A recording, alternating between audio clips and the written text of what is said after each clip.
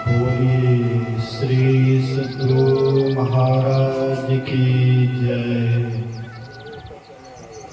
श्री सद्गुरु महाराज की जय। श्री सद्गुरु महाराज की जय। बंदा गुरुपद कंज कृपा सिंधु नररूप हरे महा धन्य धन्य सतगुरु सुखद महिमा कहे न जाए। जो कुछ कहो तुम्हारी कृपा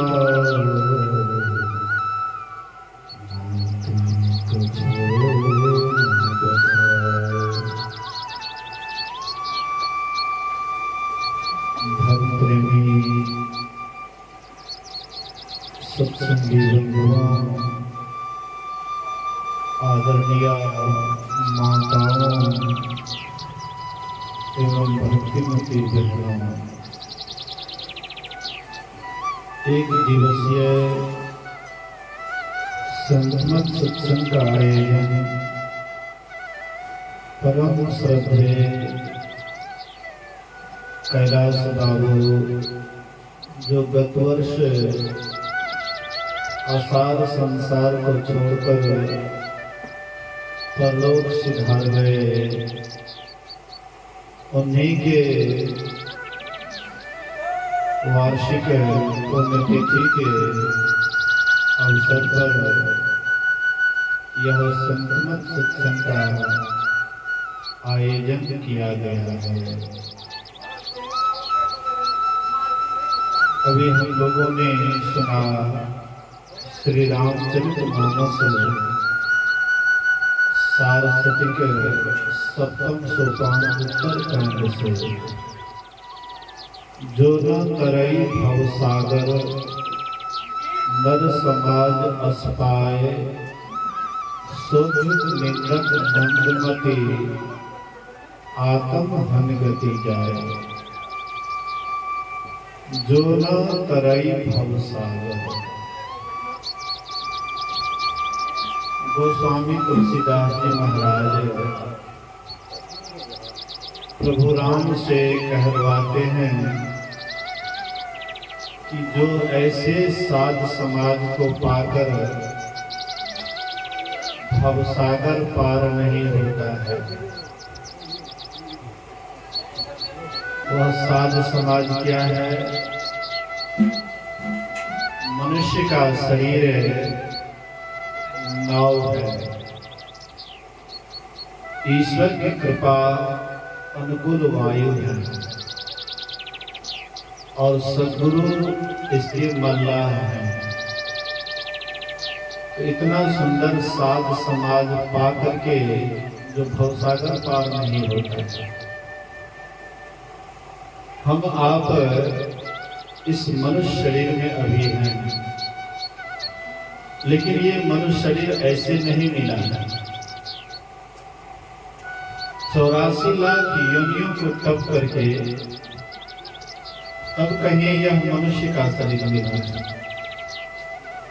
इसके पहले हम लोग 84 लाख योनियों में थे, कभी कुत्ता, कभी बिल्ली, कभी सांप, कभी छुछुंदर, कभी पेड़, कभी पौधे, कभी पशु, कभी पक्षी, मतलब विविध प्रकार की योनियों में भ्रमण कर रहे थे।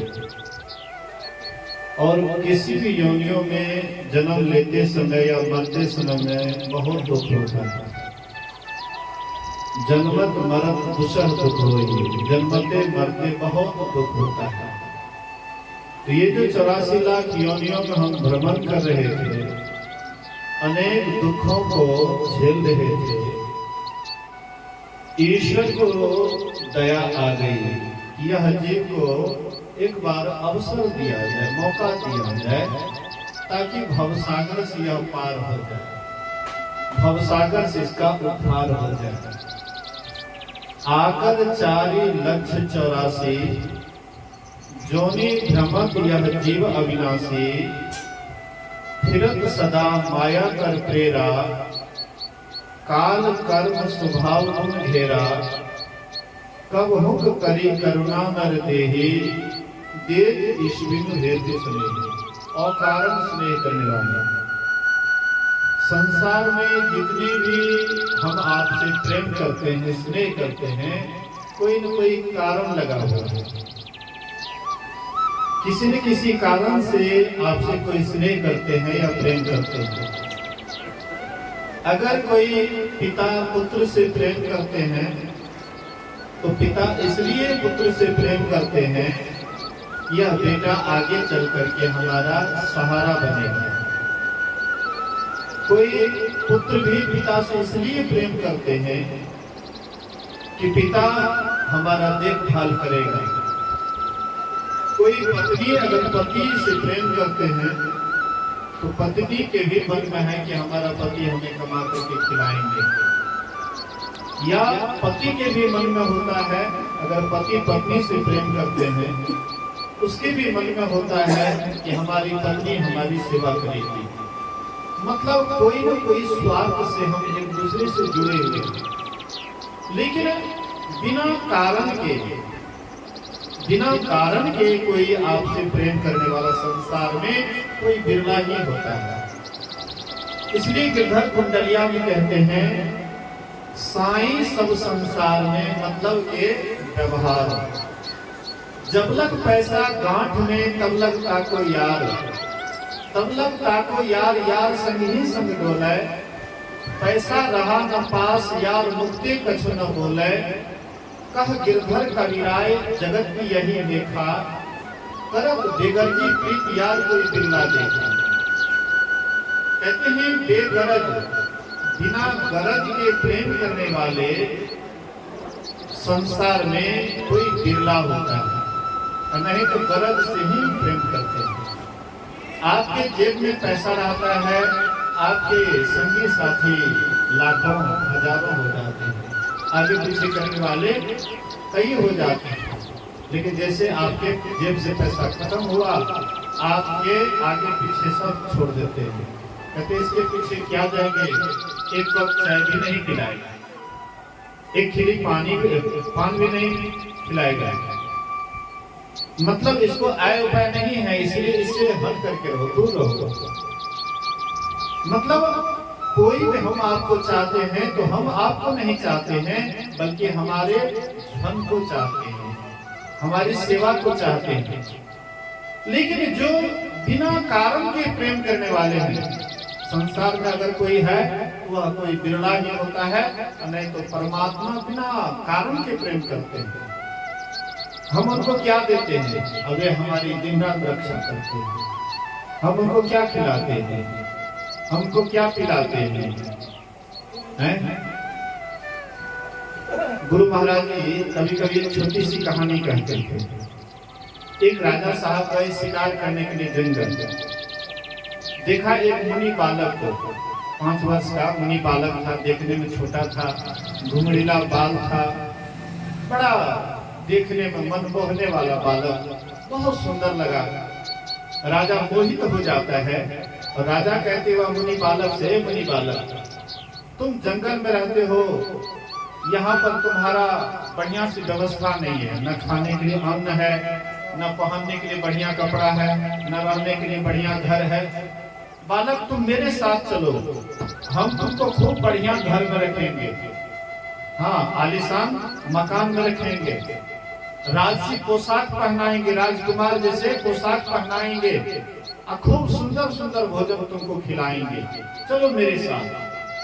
वह मुनि बालक कहता है कि तुम अगर मेरी शर्त को मंजूर करो तो मैं तुम्हारे साथ जाने के लिए तैयार हूँ।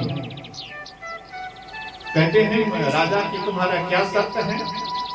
मुनि बालक कहते हैं कि तुम मत खाओ, मुझे खिलाओ, तुम कपड़ा मत पहनो, हमको पहनाओ, और जब मैं सो जाऊं तो हर पल जग करके तुम हमारी रक्षा करो, तब मैं तुम्हारे साथ जाने के लिए तैयार हूँ। राजा कहते वो तो नहीं होगा, वो तो नहीं होगा। जैसा मैं खाऊंगा तुमको खिलाऊंगा, जैसा मैं पहनूंगा तुमको पहनाऊंगा, और जो हमारी पहरा करता है वह तुम्हारी भी पहरा करेगा।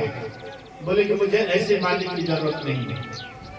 मेरा मालिक तो ऐसा है जो खुद नहीं खाता है और मुझे खिलाता है। मेरा मालिक खुद नहीं पहनता है, मुझे पहनाता है। और जब मैं सो जाता हूँ तो हर पल जग करके हमारी रक्षा करता है। ऐसे मालिक को छोड़ करके तुम्हारे साथ जाऊंगा। वह कौन है मालिक? परमात्मा। परमात्मा खुद नहीं खाता है और पूरे संसार को खिलाता है। परमात्मा खुद नहीं पहनते हैं कपड़ा, लेकिन पूरे संसार को पहनाता है। और हम लोग जब सो जाते हैं तो वे हमारी परमात्मा रक्षा करते हैं। ऐसे जो मालिक हैं, ऐसे जो परमात्मा हैं, बिना कारण के वे हमारे हमसे प्रेम करते हैं। हम आज 84 लाख योनियों में भ्रमण कर रहे थे। अंडज, पिंडज, उष्मज, अंकुरज, ये 4 खानियों में 84 लाख योनियां हैं। और ये 84 लाख योनियों में माया की प्रेरणा से हम आप भटक रहे थे, गुत्ता खा रहे थे, भ्रमण कर रहे थे और नाना प्रकार के दुखों को झेल रहे थे। परमात्मा को रहा नहीं गया।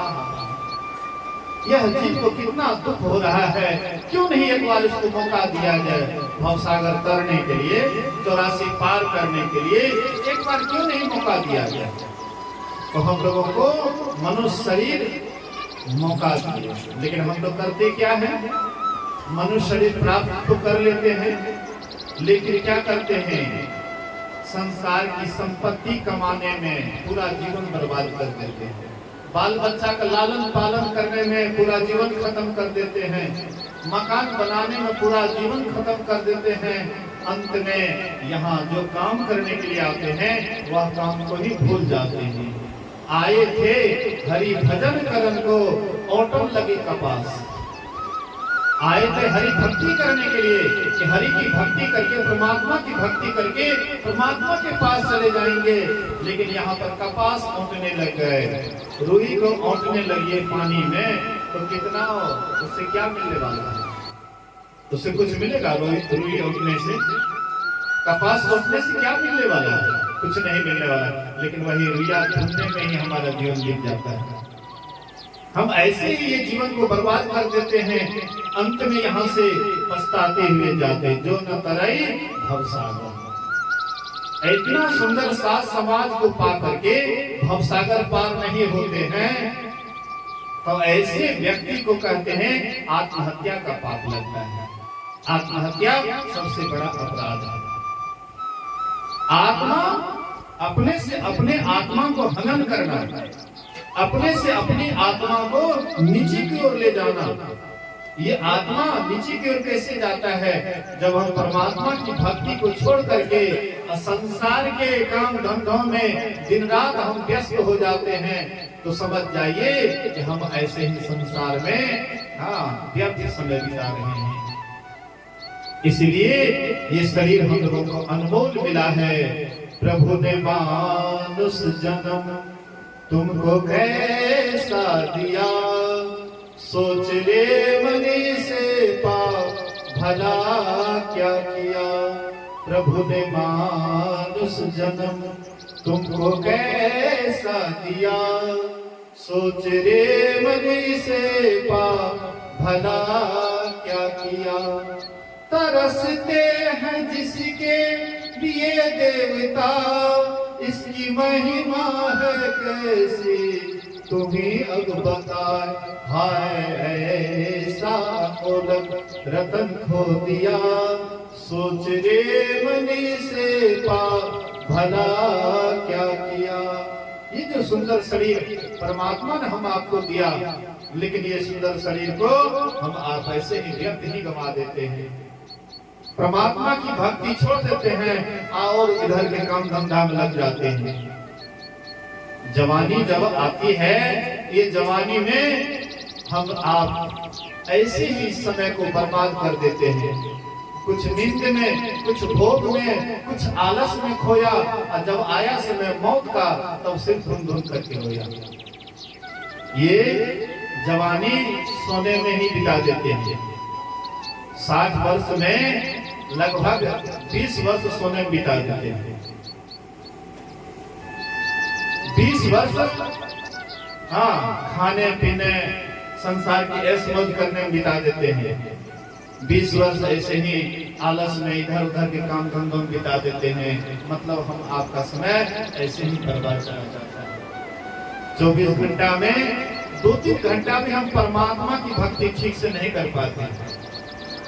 24 घंटा होता है ना हम लोगों को मिला है ना, 24 घंटा दिन रात में 24 घंटा हम आपके पास में है, लेकिन 2-3 घंटा भी ठीक हम भगवान की भक्ति में समय नहीं बिताते हैं। हम ऐसे ही संसार के झंझटों में ही अपना समय को खपा देते हैं। अंत समय में जब अंतिम समय आता है तो यहाँ से हाथ मल करके जाते हैं, पछताते हुए जाते हैं, हाय हाय करते हुए जाते हैं। अंत में कहते हैं कि कुछ नहीं किया। कहाँ गला कतो नहीं की मिलत कुछ हो, कहाँ गला कतो नहीं की मिलत कुछ हो। मतलब ऐसे ही व्यर्थ ही समय बिता देते हैं। इसलिए राम भगवान प्रजाओं से कहते हैं, हे प्रजाओं, अगर यहाँ भी सुख चाहते हो, यहाँ से जाने के बाद भी सुख चाहते हो, जो परलोक यहाँ सुख चाहते हो, परलोक में भी सुख चाहते हो और यहाँ भी सुख चाहते हो, तो मेरी वचनों को सुनो। वह क्या है? कहते हैं वह मेरी भक्ति है। सुलभ सुखद माधव्य भाई, भगत की मोर पुराण सुखी गाई। हे भाइयों, जो वेद और पुराणों में गाया गया है भक्ति के संबंध में, वही मेरी भक्ति है। जब तक मेरी भक्ति नहीं करोगे तुम यहाँ भी सुखी नहीं रहोगे, यहाँ से जाने के बाद भी तुम सुखी नहीं रह सकते। जो यहाँ पर दुखी है संसार में, वो मरने के बाद सुखी हो जाएगा। जो यहाँ पर हाय हाय करते रहता है, दिन रात अशांत है, दुखी है, आंसू बहाते रहता है, तो क्या मरने के बाद वे सुखी हो जाएंगे? हैं? वे रोएंगे नहीं मरने के बाद। जो आदत यहाँ लगा है, मरने के बाद वहां भी वही आदत लगा रहेगा। जो आपको यहाँ पर दुख परेशान करता है, शरीर छूटने के बाद भी वहां पर आपको दुख परेशान करेगा। संत महात्मा जो होते हैं यहीं पर पूरे सुखी हो जाते हैं। उनके पास में संसार की कोई सुविधा रहे या ना रहे, लेकिन वे जहाँ रहते बड़े मस्ती में रहते हैं, बड़े आनंद में रहते हैं, बड़े सुखी रहते हैं। उनके सामने में बड़े बड़े राजा महाराजा भी फेल हो जाता है। जब विश्व विजेता सिकंदर रास्ते से जा रहे थे, एक महात्मा से भेंट हो जाती है। महात्मा जी एक पाइप होता है ना, मोटा वाला पाइप, सीमेंट वाला, वो पाइप में महात्मा जी रहते थे। उसको घर द्वार से कोई मतलब नहीं, एकदम मस्ती में रहते थे, एकदम भगवान के भक्ति में एकदम पूरा लीन रहते थे। सिकंदर बादशाह कहते हैं, अरे महात्मा जी, आप यहाँ पर न घर है न कोई व्यवस्था है।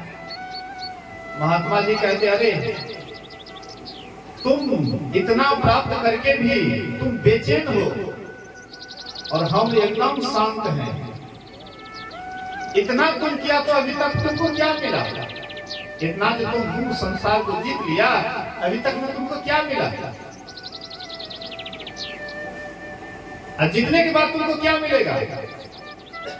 सिकंदर बादशाह कहते हैं कि तुम जो अभी जा रहे हो जीतने के लिए, अंतिम में क्या होगा? बोले कि अंतिम में विश्राम करेंगे। बोले मित्र, मैं अभी से विश्राम कर रहा हूँ, तुम भी आ जाओ विश्राम करो। तुम बाद में विश्राम करोगे, तुम्हारे पास में समय रहेगा विश्राम करने का। तुम अभी जैसे हाय हाय कर रहे हो, वैसे तुम बाद में भी हाय हाय करोगे, तो मैं विश्राम करने का फुर्सत नहीं मिलेगा। लेकिन मित्र, मैं पहले से ही विश्राम कर रहा हूँ, सब कुछ छोड़ दिया हूँ, देखो मैं एकदम आराम से यहाँ पड़ा हुआ हूँ, तुम भी आ जाओ। 2 आदमी के लिए बहुत जगह है, आ जाओ तुम भी विश्राम करो। मतलब एक एक महात्मा एकदम आनंद में रहते हैं, एकदम प्रसन्न रहते हैं। इसलिए चाह गई चिंता मिटी, मनमा बेपरवाह, जाको कछु न चाहिए सोही शहंशाह। जिसकी चाहना चली जाती है, हम आपके अंदर जो चाहना है, चाहना के ही कारण अनेक दुख आता है हमारे जीवन में। हम दुखी क्यों हैं? चाहना के कारण। कोई सुखी कैसे है? चाहना का अंत कर दिए, इसलिए वे सुखी है। इसलिए चाहनाओं के ऊपर उठने से ही कोई महापुरुष होता है। कोई गरीब आदमी भी है, लेकिन उनके अंदर चाहना कम है या नहीं है, वे बहुत सुखी है। कोई धनी आदमी भी है, लेकिन चाहना उसके अंदर बहुत है, इसलिए वे महल में भी रह करके अशांत रहता है, दुखी रहता है। इसलिए संत महापुरुष कहते हैं, अगर चाहते हो तुम सुखी होना, छोड़ दीजिए।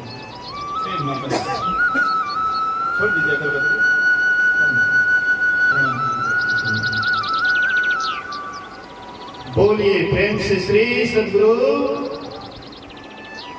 तो कोई सुखी होता है चाहनाओं का अंत करने से ही। जिनके अंदर जितना कम चाहना है वे उतना सुखी है, और जिनके अंदर जितनी चाहना है वे उतना दुखी है। इसलिए राम भगवान कहते हैं, यहाँ भी सुख चाहते हो, यहाँ से जाने के बाद भी सुख चाहते हो, तो मेरी भक्ति करो।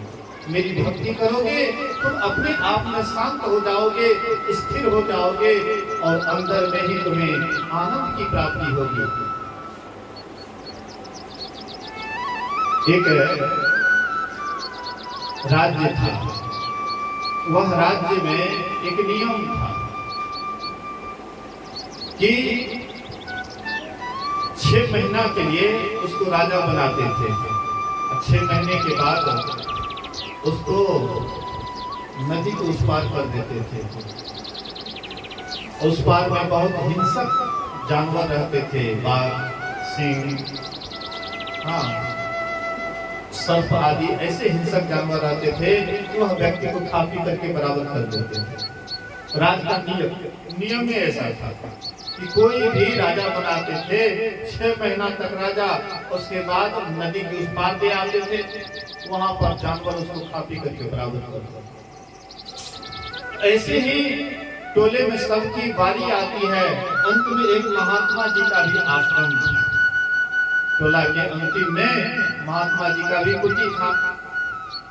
तो सब लोग गए, कहते हैं कि महात्मा जी अब सबकी बारी खत्म हो गई है, सबका बारी पूर गया है, अब आप ही की बारी है, अब आप ही को राजा बनना पड़ेगा। महात्मा जी कहते हम सबको छोड़ छाड़ करके, घर परिवार को छोड़ करके एकांत में कुटिया बना करके हम भगवान की भक्ति करते हैं, हमको राजपाट से क्या मतलब? कहते नहीं महात्मा जी, आप भी तो इसी राज्य में रहते हैं, तो जो सबके लिए नियम है वह आपके लिए भी नियम है, आपको भी वह नियम का पालन करना पड़ेगा। कहते हैं तब तो हमको भी मतलब राजा बनना ही पड़ेगा। तो कहते हाँ, जो नियम है आपको करना पड़ेगा। बोलेगा अच्छा कोई बात नहीं। तो महात्मा जी तो राज सिंहासन को बैठा करके राज तिलक कर दिए।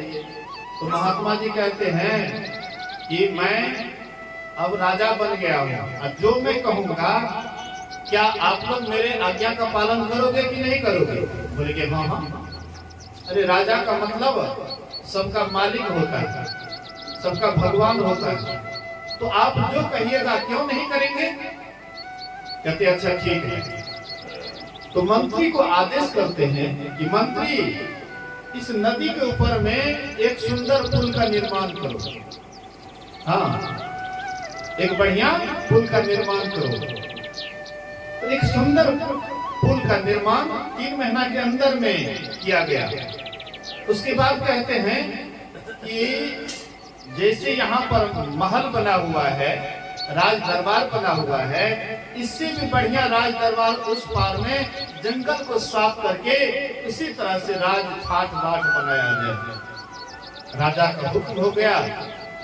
हाँ, 3 महीना के अंदर अंदर इससे भी आलीशान मकान बन करके उस पार में तैयार। बोले कि आधी प्रजा को ले जा करके हाँ उस पार में बसा दो। आधी प्रजा को लेकर के उस पार में बसा दिए। जैसे 6 महीना पूरा हुआ, महात्मा जी को बोले कि अब आपका समय पूरा हो गया। तो खुला तो बंगले था, आराम से इधर से जाते हैं, पुला के उस पार जाते हैं, वहां पर भी सब के सब इंतजार कर रहे थे, क्योंकि यही महात्मा राजा के द्वारा उस पार में सब कुछ का निर्माण हुआ था। इसलिए सब प्रजा आशा लगाए हुए थे कि महात्मा राजा कब इधर आएंगे। जैसे आए तो सब उसको माला पहनाए, फिर राज सिंहासन पर बैठा दिए और फिर एकदम राजा बन करके राजपाट चलाने लगे। कहने का ये मतलब है कि यहाँ भी अगर आप सुखी होना चाहते, राजा बन करके रहना चाहते हैं, यहाँ से जाने के बाद भी अगर आप राजा बन करके रहना चाहते हैं, तो कहते हैं कि भक्ति कीजिए। भक्ति स्वतंत्र सकल सुख खानी। भक्ति जो है स्वतंत्र है और सभी सुखों की खानी है। जितना भी सुख सुविधा है भक्ति में भरा पड़ा है। भक्ति करने वाले कोई भी नीच से नीच आदमी भी उच्च हो जाता है। नाभादास, हाँ नाभादास जाति के डोम थे, जाति के डोम थे नाभादास। हाँ, नीच कुल में जन्म लिए थे, डोम कुल में जन्म लिए थे। अकाल पड़ा था, बच्चा को छोड़ दिए। हाँ, अबुदास जी महाराज उसको ले गए, उसका लालन पालन किए, धीरे धीरे महान हो गए नाभादास जी महाराज। लेकिन जाति के डोम थे, तो जाति की परंपरा बहुत दिनों से छुआछूत वाली भावना आ रही है। अभी तो कुछ कम है, लेकिन 20-25 साल 30 साल पहले बहुत ज्यादा था। चापाकल की व्यवस्था नहीं थी, कुआं लोग, हाँ कुआं पर पानी भरते थे। अब कोई निचला जाति वाला जाओ कुआं के पास जाते थे, कहते उधर रुको, अपने से पानी भर करके पानी पिलाते थे। कहते थे कि जैसे मतलब बाल्टी उल्टी को छू देगा अशुद्ध हो जाएगा। तो बहुत छुआछूत की भावना 25-30 वर्ष पहले था, अब तो कुछ बहुत कम हुआ है। तो ये छुआछूत की भावना पहले, बहुत पहले से भी था। तो नाभादास जी महाराज एक बार बहुत बड़ा भंडारा का आयोजन किए। हाँ, बहुत बड़ा भंडारा किए और बहुत दूर दूर के महात्मा लोगों को निमंत्रण दिए। तो और जगह जो है औरों को पठा दिए निमंत्रण देने के लिए, लेकिन गोस्वामी तुलसीदास के यहाँ अपने से खुद गए निमंत्रण देने के लिए, क्योंकि जाति के ब्राह्मण थे। हाँ, मान्यता थी, इसलिए उनको अपने से गए निमंत्रण देने के लिए। उस समय में गोस्वामी तुलसीदास गुफा में बैठ करके ध्यान करते थे। हाँ, गुफा में बैठ करके ध्यान करते थे। तो नाभादास जी महाराज उनके शिष्य से कहते हैं कि जाकर के कहो गोस्वामी तुलसीदास जी से कि मैं नाभादास अपने यहाँ बहुत बड़ा भंडारा कर रहा हूँ, बहुत दूर दूर के साधु संत महात्मा आ रहे हैं और उनको भी मैं निमंत्रण देने के लिए आया हूँ, इसलिए उन्हें कह दो। तो गोस्वामी तुलसीदास के शिष्य गए और कहते गुरुदेव नाभादास आए हैं आपको निमंत्रण देने के लिए। तो गोस्वामी तुलसीदास जी महाराज कह देते हैं कि जाकर के कह दो कि अभी हम ध्यान करते हैं, अभी हम गुफा से नहीं निकलेंगे। मतलब जाति के डोम है और निकलेंगे तो उसका निमंत्रण स्वीकार करना पड़ेगा। और निचलका जाति के यहाँ कैसे हम जाएंगे खाने के लिए? ब्राह्मण जाति हो करके जाएंगे निचलका के यहाँ खाने के लिए? हैं? छुआ जाएंगे। इसलिए कह दो कि अभी हम ध्यान करते, अभी गुफा से नहीं निकलेंगे। तो शिष्य आए, गोस्वामी तुलसीदास जी के शिष्य आए और नाभादास से कहते हैं कि गुरुदेव अभी ध्यान कर रहे हैं, अभी वे गुफा से नहीं निकलेंगे। बोले कि कभी निकलेंगे ना, अभी नहीं निकलेंगे लेकिन कभी तो निकलेंगे। मैं ही थोड़ा इंतजार कर लेता हूँ, जब निकलेंगे तबे सही, लेकिन हाँ जब तक नहीं निकलेंगे तब तक मैं गुफा के ही मुंह पर बैठे रहूंगा। कुछ ही देर बाद जब गोस्वामी तुलसीदास जी महाराज को पेशाब बहुत जोर से लग गया, हाँ लगा कि अब बर्दाश्त नहीं होगा, तो तब गुफा से निकलते हैं तो मुंह के पास देखते नाभादास को बैठे हुए। बोले कि अभी तक आप भैये हैं? नाभादास महाराज कहते हैं कि अरे आपके पेशाब के बराबर भी मेरा महत्व नहीं है। कहते महाराज ऐसे काहे बोलते हैं? बोले कि मैं आपको बुलाया तो आप नहीं आए, आपको पेशाब बुलाया है बाहर, हमारी बुलाने पर थोड़े आए हैं। हम आपको खबर दिए, आप आए हैं मेरी खबर से, मतलब आपके पेशाब के बराबर भी मेरा महत्व नहीं है। गोस्वामी तुलसीदास जी महाराज कहते क्षमा करो, मुझसे गलती हो गई, भूल हो गई, कहिए कैसे आना हुआ, किस काम से आए थे? बोले कि मेरे यहाँ आज के 7वां दिन भंडारा है, दूर दूर से महात्मा लोग आ रहे हैं, उसी में मैं आपको स्वयं निमंत्रण देने के लिए आया हूँ। बोले कि मैं अवश्य जाऊंगा आपके यहाँ भंडारा में, मैं निश्चित जाऊंगा। तो 7वां दिन जिस दिन भंडारा था, थोड़ा विलंब से गए, थोड़ा विलंब से गए, तब तक महात्मा लोग बैठ गए थे, सबको पत्थर पड़ गया था, हाँ उस पर प्रसाद भी पड़ गया था। अब देर से जो आए गोस्वामी तुलसीदास नाभादास कहते हैं कि अब हमारे पास में पत्तल खत्म हो गया, अब मैं आपको किसमें खिलाऊंगा? हैं आपको खिलाने के लिए पत्तल मेरे पास नहीं है, अब मैं आपको किसमें खिलाऊंगा? तो हम लोग रहते तो तुरंत खुशियां करके भागिए जाते, ये हमको निमंत्रण दे करके बुलाया है, कहता है पत्तल खत्म है जा रहे हैं, आप यहाँ भंडारा नहीं पाएंगे। लेकिन वहां पर साधारण आदमी नहीं थे, मतलब जांच रहे थे कि ये कितना तक इसके सहन शक्ति है, कितना तक सहने की क्षमता है। नाभादास कहते मेरे यहाँ पत्तल अब खत्म हो गया है, मैं आपको किसमें खिलाऊं? खिलाने के लिए मेरे पास कोई पत्तल नहीं है। गोस्वामी तुलसीदास कहते हैं एक महात्मा के जूता की तरफ इशारा करते हैं, कहते हैं ये जूता सबसे सुंदर पत्तल है, महात्मा के चरण पादुका में हाँ भंडारा पाने वाला क्या करना। इतना जो सुनना था नाभादास देख ली, इनके अंदर कोई मतलब अहंकार नहीं है, हाँ सब अहंकार इसका खत्म हो गया है। तुरंत उनको अपने हृदय से लगा लेते हैं, सीने से लगा लेते हैं गोस्वामी तुलसीदास जी को, और जैसे सीने से लगाते हैं उनके अंतर दृष्टि खुल जाती है, हाँ अंदर की चक्षु खुल जाती है, अंदर की आंख खुल जाती है।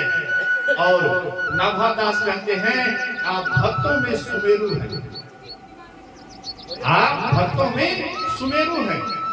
जैसे हम लोग माला हाँ 108 हाँ माला होती है, और उसमें अंतिम में सुमेरु होता है, 108 मालिका में अंतिम में सुमेरु होते, सुमेरु में नहीं टपा जाता है।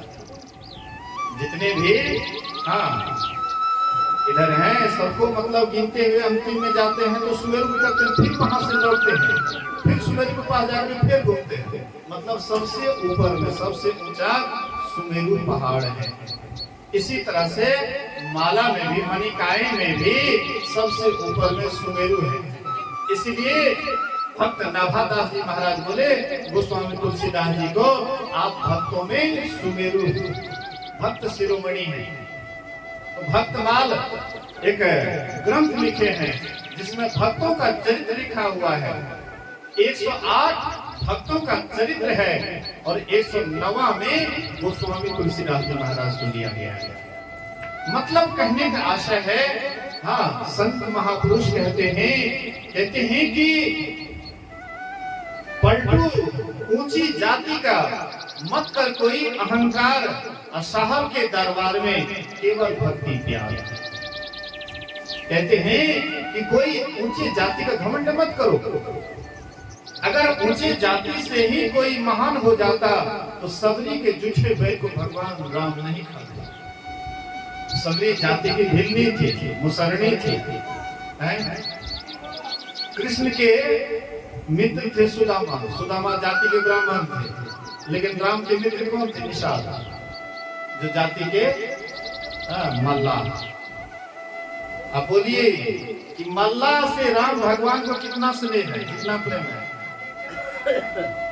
जब भगवान श्री राम जब गंगा नदी पार करना चाहते थे तो वहां पर मल्ला से बोले, केवट से बोले कि देखो जल्दी से नाव को लेते आओ और जल्दी से हमको पार करो, हमको विलम्ब हो रहा है।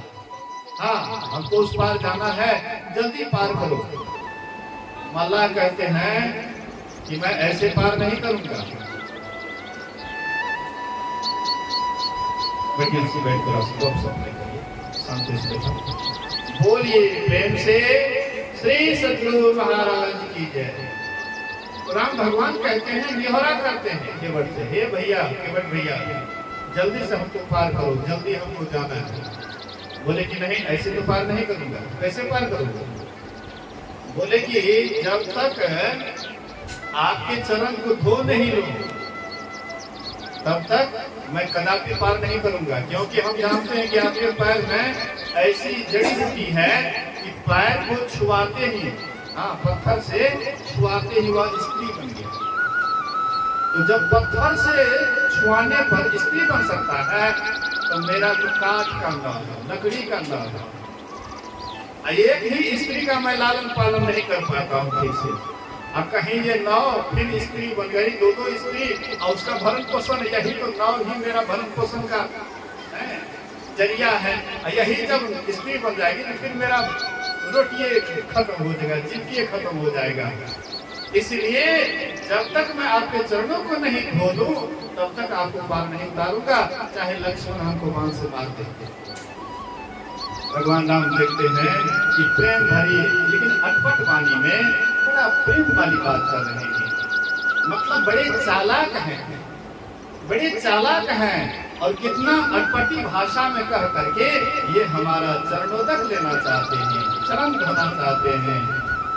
इसलिए बोले कि हे केवट, अगर तुमको वही करना है तो जल्दी से करो, पाँव पखारो और जल्दी पार करो। कहने का मतलब है कि राम जी केवट से निहोरा करते हैं, मित्र को कितना सम्मान देते हैं, निषाद राज को कितना सम्मान देते हैं, कितना मान आदर देते हैं। तो राम परमात्मा कभी जाति के ऊपर रिश्ते नहीं है, कोई जाति में बड़े हों उससे कोई मतलब नहीं रहता है। महाराज दशरथ, महाराज युधिष्ठिर एक बार बहुत बड़ा यज्ञ किए थे, बहुत बड़ा यज्ञ किए थे और उसमें हजारों हजार ऋषि मुनि महात्मा लोगों को निमंत्रण दिए थे। अब भगवान कृष्ण 1 घंटा टंगवा दिए थे। बोली कि जब तुम्हारा यज्ञ सफल हो जाएगा तो ये घंटा 3 बेर बोलेगा, टनाक से ये 3 बार बोलेगा अगर तुम्हारा यज्ञ सफल हो जाएगा तब। लेकिन हजारों महात्मा भोजन कर लिए लेकिन घंटा नहीं बजा। तो युधिष्ठिर जी महाराज भगवान कृष्ण के पास गए, बोले कि प्रभु हजारों ऋषि मुनि महात्मा लोग भोजन किए लेकिन घंटा नहीं बजा। बोले भक्त का भोजन नहीं हुआ। बोले आश्चर्य की बात, इतना महात्मा, हजारों हजार महात्मा, पानी का एकदम जुठा कर देखिए पलार बह रहा है, नाला बह रहा है, अब तो पर भी भक्त का भोजन नहीं हुआ। बोले कि भक्त एक अलग ढंग का होता है और भक्त कोई कहीं पर छिपा हुआ रहता है, कोई बिरला ही भक्त को पहचानता है। बोले कि वह भक्त कहाँ मिलेगा? बोले कि वह काशी में मिलेगा। उनका नाम सुदर्शन है, लोग उसको जाति के सोपच अर्थात गौन, गौन कहते हैं। इसलिए भेजो उसको, अब बुलाओ, उसका भंडारा होगा तभी तुम्हारा यज्ञ सफल होगा और तभी घंटा बोलेगा। तो भीम को भेजे कि भीम भैया जाओ और सोपच को, सुदर्शन को काशी से लेकर के आओ। तो भीम गए और कहते हैं कि देखिए हम महाराज युधिष्ठिर के भाई हैं भीम, चलिए मेरे यहाँ यज्ञ है भोजन करने के लिए। तानाशाही के जैसे बोलता है, समझ गए। कहते हैं कि देखो हम नहीं जाएंगे। बोले कि नहीं जाना पड़ेगा। जब जबरदस्ती करने लगे तब कहते कि अच्छा ठीक है जाऊंगा, लेकिन मेरा सुमरनी है वहां, थोड़ा सा मेरा सुमरनी उठा लो, उसके बाद चलेंगे। तो सोचा कि जाति का डोम है, इसके सुमरनी को कैसे छुएंगे, हम वो अशुद्ध हो जाएंगे। लेकिन भैया का आज्ञा है, आखिर आज्ञा का पालन तो करना पड़ेगा। तो गए सुमरनी के पास और कंगड़िया उंगली से लगाते हैं, सुमरनी में कंगड़िया उंगली लगाते हैं, वहीं हिला डुला। उसके बाद हाँ दूसरा उंगली या पांचों उंगली लगाते हैं, फिर भी नहीं हिला डुला, तब दोनों हाथ लगाए और पूरा दम लगा दिए। 10,000 हाथी का बल, भीम के अंदर जितना भी बल था सारा बल लगा दिए, फिर भी सुमरनी टस से मस नहीं हुआ। अंत में कहते हमको भैया जहां तहां भेज देता है। चले गए युधिष्ठिर के पास और कहते हैं कि हमको जहां तहां भेज देते हैं। तो भगवान कृष्ण कहते हैं कि युधिष्ठिर तुम्हारे किसी भाई से यह काम नहीं होगा, तुमको स्वयं जाना पड़ेगा। वह भी एक रथ पर तुम जाओगे और दूसरा रथ खाली लेकर के जाओ। भक्त को अडारने के लिए दूसरा रथ खाली जाना चाहिए। तो एक रथ पर अपना हुए, एक रथ खाली करके और गए युधिष्ठिर जी महाराज और जाकर के सुदर्शन सोपत से कहते हैं महाराज चलिए मेरे यहाँ, हाँ बहुत बड़ा यज्ञ किया हो, उसमें चलिए और भोजन ग्रहण कीजिए, प्रसाद ग्रहण कीजिए। कहते तुम राजा महाराजा हो और तुम्हारे यहाँ बहुत प्रकार का अन्न आता है, उसमें दूषित अन्न भी होता है, वह दूषित अन्न खाऊंगा मेरा तपस्या भंग हो जाएगा, इसलिए हम तुम्हारे यहाँ भोजन नहीं करेंगे, राजा महाराजा के यहाँ भोजन नहीं करेंगे। कहते महाराज मैं मानता हूँ कि राजा हूँ और मेरे यहाँ बहुत दूषित अन्न है, लेकिन वह दूषित अन्न को शुद्ध कौन करेंगे? आप ही के तरह तो महापुरुष हाँ दूषित अन्न को शुद्ध करेंगे। इसलिए महाराज चला जाए। उनके नम्रता को देख करके, उनके शीलता को देख करके अंत में तैयार हो गए। बोले अच्छा ठीक है चलो। तो जाते हैं रथ पर सवार होकर के। द्रौपदी महारानी सोची कि आज भक्त का भोजन होगा, इतने जो महात्मा लोग खाए इसमें कोई वैसा भक्त नहीं निकला, लेकिन इतने बड़े भक्त का भोजन होगा। इसलिए द्रौपदी महारानी स्वयं अपने से भंडार चिताती है, अपने से प्रसाद बनाती है, 56 प्रकार का व्यंजन अपने से सुंदर सुंदर व्यंजन बना करके अलग अलग प्लेट में अलग अलग कोली में लेकर के खूब बढ़िया से वहां सजा करके रख देते हैं। सरपंच क्या करते हैं तो सबको एक ही साथ जितना भी व्यंजन बना हुआ था, हाँ जितना प्रकार 56 प्रकार का व्यंजन जितना बना हुआ था सबको एक ही में डाल दिया, एकदम मिला दिए, सबको मिला दिला दिए। एक कर लिए, एक बार घंटा बोला टना, दूसरे बार कौर लेकर के जैसे मुंह के पास ले गया, फिर कौर नीचा करके रख दिया थाली। सबके सब आवाज लगे महाराज भोजन किया जाए, क्यों रुक गया आपका हाँ ग्रास क्यों रुक गया? कौर उठा करके मुंह के पास गए और फिर नीचे क्यों हाथ कर दिए महाराज, क्यों नहीं भोजन करते हैं, कीजिए ना। बोले कि पहला जो मैंने भोजन किया था वह था भक्त का भोजन, लेकिन अब जो मैं भोजन करूंगा ये डोम का भोजन होगा। बोले महाराज आपको कौन कहेगा डोम? आप इतने बड़े महात्मा, हजारों ऋषि मुनि जहाँ पर भंडारा पाए वहां पर घंटी नहीं बोला, लेकिन आप भंडारा एक बार पाए तो तुरंत घंटी बोल गया। इसलिए महाराज आपको कौन डोम कहेगा? बोले कि जाकर के रानी से पूछो, जाकर के पूछो रानी से। 2 मंजिला ऊपर में द्रौपदी देख रही थी कि आज भक्त का भोजन हो रहा है, इसलिए छिप करके देख रही थी। देखी कि जितना भी व्यंजन है सबको एक में दे दिए और ऐसे शाम करके एक बार लिए मुंह में। अब मन में सोचती है कि हम कितना मेहनत से 56 प्रकार व्यंजन बनाए, आई जो है ना सबको एक साथ शान बांट दिए। अब देखिए लिए मुंह में लेते हैं, अलग अलग खाते तो अलग अलग स्वाद मिलता, ऐसा को शाम करके एक साथ मुंह में लिए। आखिर जात का तो डोमेन है, आखिर संस्कार तो वही रहेगा जाति वाला। देखो आखिर जाति का डोमेन है, तो जाकर के पूछो रानी से। क्या रानी मन में सोची? युधिष्ठिर जी महाराज पूछते हैं द्रौपदी तुमने क्या सोची? बोले कि ऐसे बात। द्रौपदी अंत में चरण पर गिरी, लेकिन बस जब तक मान रहा तब तक लिए ग्रास, और जैसे अपमान हुआ तुरंत उठ करके चलती। ऐसे होते हैं भक्त, साधु सिंह की एके मत, जीवत ही को खाए, भावहीन मृतक दशा ताके निकट न जाए। जो अच्छे भक्त होते हैं वे सिंह की तरह रहते हैं।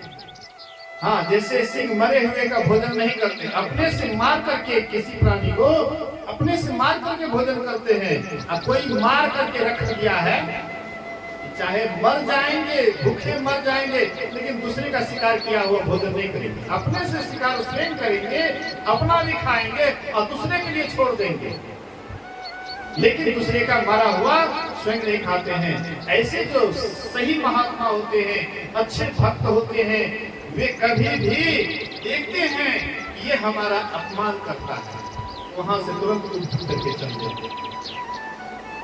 ऐसे जो होते हैं, जो महापुरुष होते हैं, वे जाति पाति से उसको कोई मतलब नहीं रहता है। कोई जाति में बड़ा हो, धनवान हो, गुणवान हो, यशवान हो, लेकिन भक्ति अगर उनके अंदर नहीं है तो परमात्मा को प्यारा नहीं है।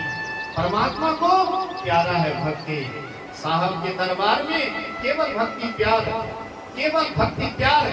हाँ, साहब भक्ति से राजी, जो परमात्मा है वो भक्ति से ही राजी होते हैं।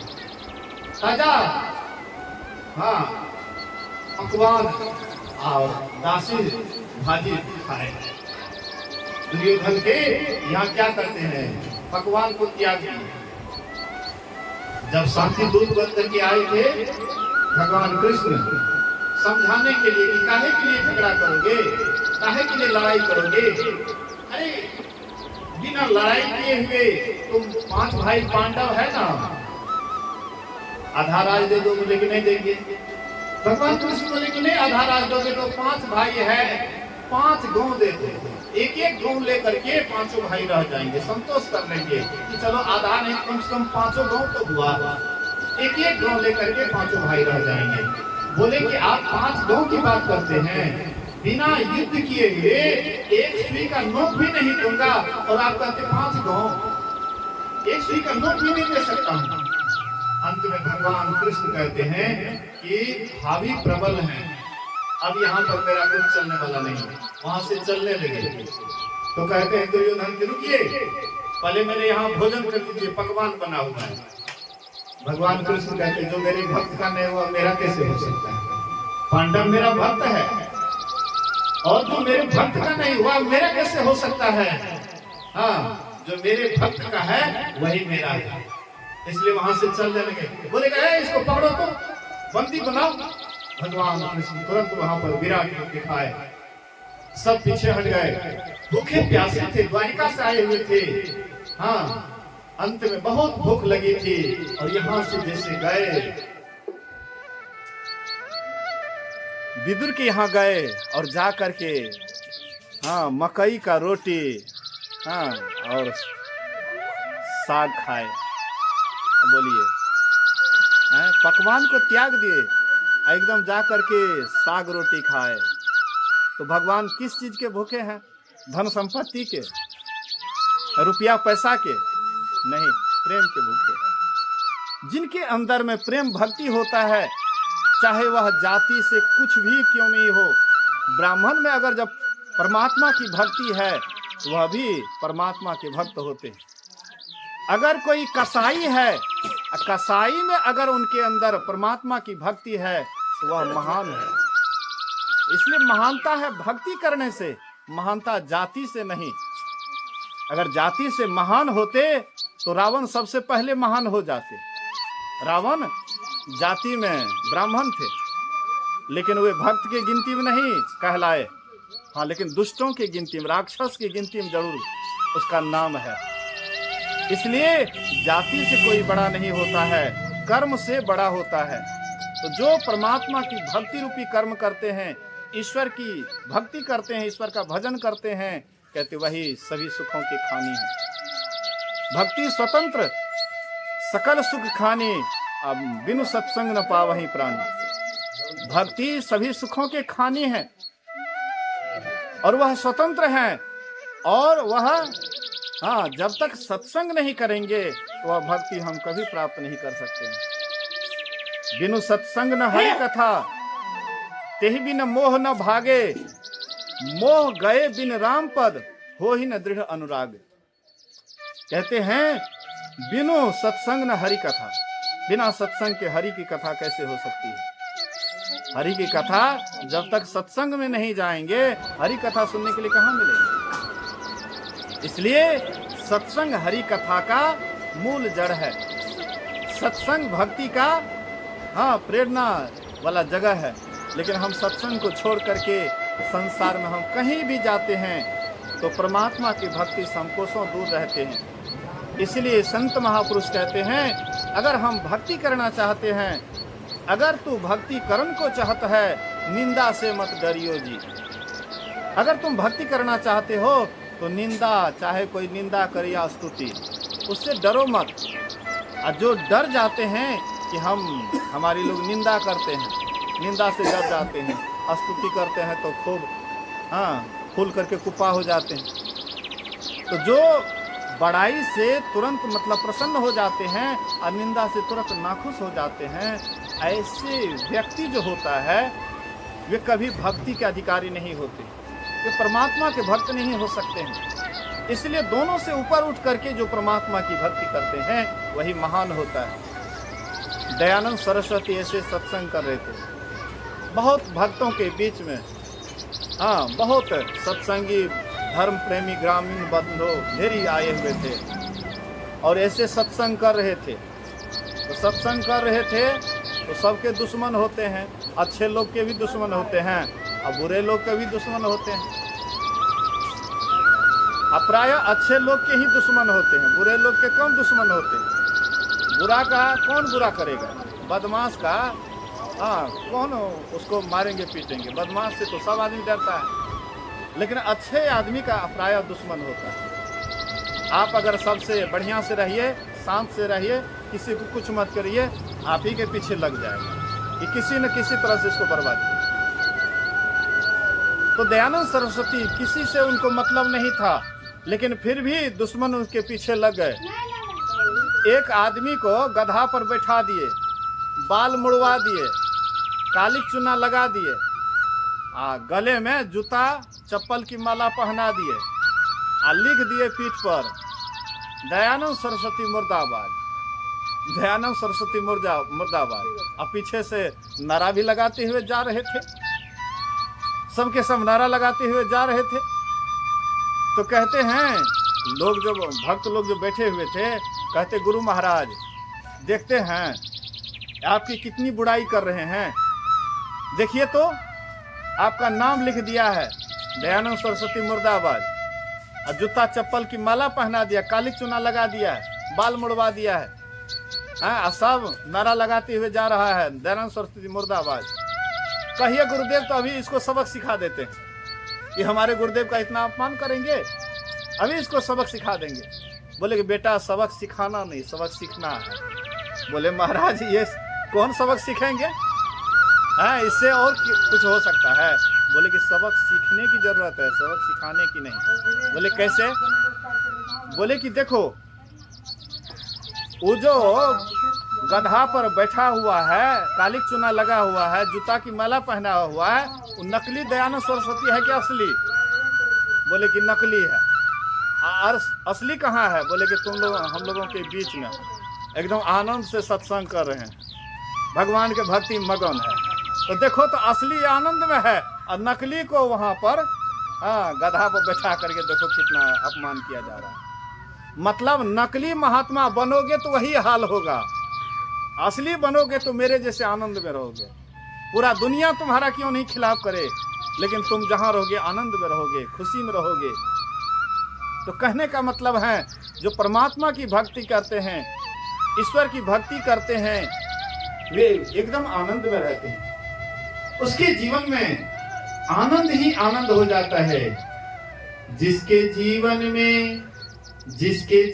में मिला सत्संग है, उसको हर घड़ी आनंद ही आनंद है। तुलसी मीरा कबीरा ने गाया, सूरदास ने दर्शन पाया। जिसके हृदय में राम नाम बंद है, उसको हर घड़ी आनंद ही आनंद है।